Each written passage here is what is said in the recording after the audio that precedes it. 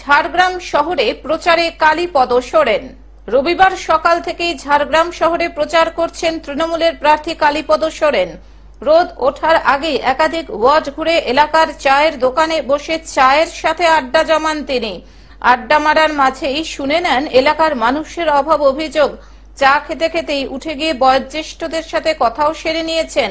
কদমকানন এলাকায় ১ নম্বর ওয়ার্ডে মানুষ অভিযোগ করেন লেভেল ক্রসিং নিয়ে চরম হয়রানির শিকার হতে হয়। বিষয়টি গুরুত্বের সাথে দেখবেন বলে জানালেন প্রার্থী। প্রচারে আজকে আমিও মোটামুটি ছুটি পেয়েছি, কারণ আজকে আমাদের ঝাড়গ্রাম শহরের মধ্যে প্রচার বলতে চা চক্রের মধ্যে সমস্ত কিছু আলোচনা আছে। যারা আমাদের পার্টির কর্মীরা আছেন এবং বিভিন্ন জনসাধারণ সবার সঙ্গে আমি আলাপ আলোচনা আছে। পরিচিতিটা এই সময় আমি করে নিচ্ছি।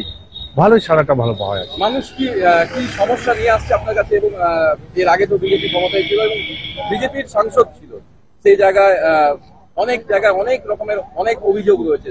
সেই সমস্ত অভিযোগ কি পৌঁছাচ্ছে আপনার কাছে?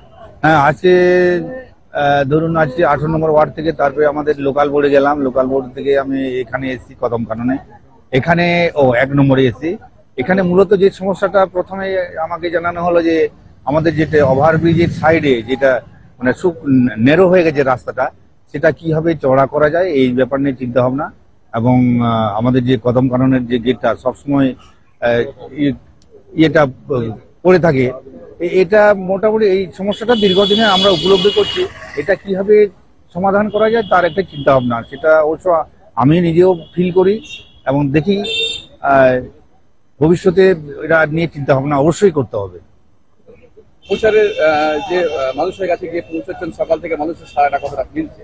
মানুষের ছাড়া তো ভালোই পাচ্ছি, কারণ সবাই জানেন, আপনারা সবাই জানেন তো আমাদের দিদির যে উন্নয়নের যে কর্মসূচি এবং উন্নয়নের যে সুফল, সেটা প্রত্যেকটা মানুষের কিন্তু ভোগ করছে, উপলব্ধি করতে পারছে। সুতরাং সেখানে নতুন করে কিছু বলার নেই।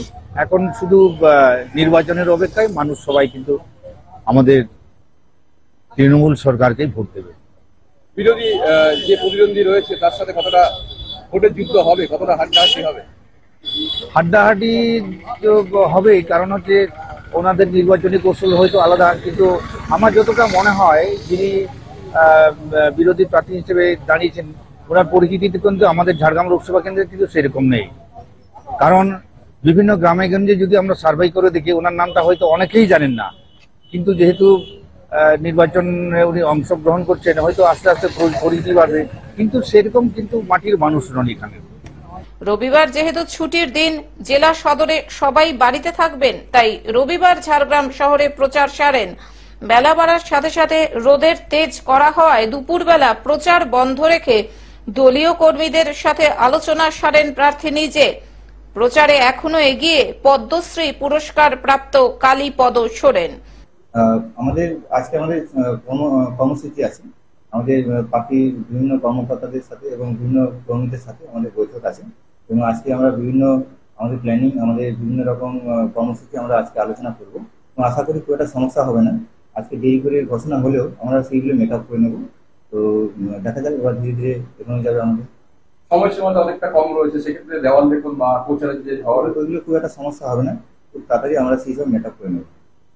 মানুষের কাছে কি বার্তা নিয়ে যাবেন? মূলত মানুষের কাছে এই বার্তা নিয়ে যাবো যে এখন আমাদের সুযোগ এসছে, আমাদের কাজ করার সময় এসছে, এবং আমরা খুব তাড়াতাড়ি আমরা খুব ভালোভাবে আমরা এগোতে পারবো। একসঙ্গে আমাদের সকল মানুষের সাহায্য চাই, সকল মানুষের সাপোর্ট চাই, এবং আমরাও চেষ্টা করবো ওনাদের যে বক্তব্যগুলো, ওনাদের যে কথাগুলো আছে সেগুলো নিয়ে আমরা এগোবো। গতবারের লোকসভা বিজেপি জয়ী হয়েছিল এবং বিজেপির গড় ছিল, সেই জায়গায় এবারের লোকসভা নাম অনেক দেরি করে ঘোষণা। তাতে কোনো সমস্যা নেই, আমরা জিতবো তো অবশ্যই, আমরা বেশ ভালো লিড করে জিতবো। ঝাড়গ্রাম থেকে অরূপ ঘোষের রিপোর্ট, গ্লোব নিউজ। এখন থেকে গ্লোব টিভি দেখুন আপনার স্মার্টফোনেও। গুগল প্লে স্টোর অথবা অ্যাপল স্টোর থেকে ডাউনলোড করুন গ্লোব টিভি লাইভ অ্যাপ। এছাড়াও জিও টিভি অ্যাপ থেকেও দেখুন গ্লোব টিভি লাইভ।